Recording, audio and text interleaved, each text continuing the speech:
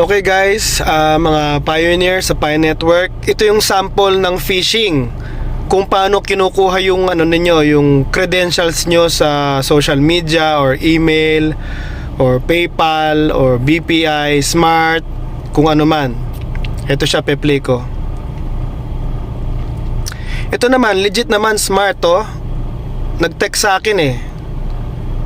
Tapos sabi, beware of fake messages. No need to re-register your SIM. Sabi, disregard any message. Pero, sabi dito, sa baba naman, your SIM registration expired. Re-register at to bit.ly shorten URL na service. So, kalimitan yung mga shorten URL na to guys. Kaya, shinorten yan dahil mahaba yan.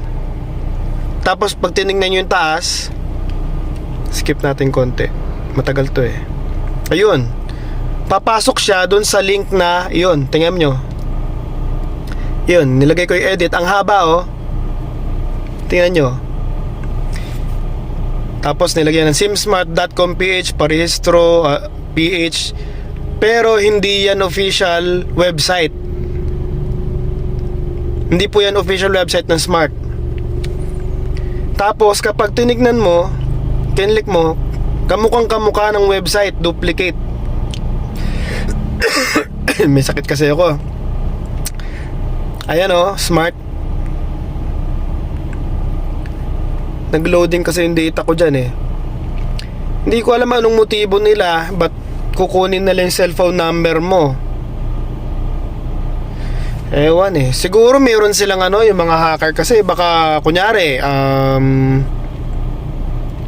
siguro makukuha nila yung OTP mo. Kunyari, connected yung number mo sa GCash. Tapos dahil siguro nag-input ka dito, siguro may gagawin sila. Pag nag-text sa'yo yung OTP, makaka-receive din yung hacker o yung scammer siguro. So, ingat kayo guys. Ako, alam ko naman yung ginagawa ko. Wala naman, pinagtripan ko lang to eh. Kaya ayan ho, ganito yung mga ginagawa ng mga scammer ngayon. Sa lahat yan, BPI, BDO, kahit ano pang yan. Basta tungkol sa pera o tungkol sa pagkuha ng identity mo. Ganyan mga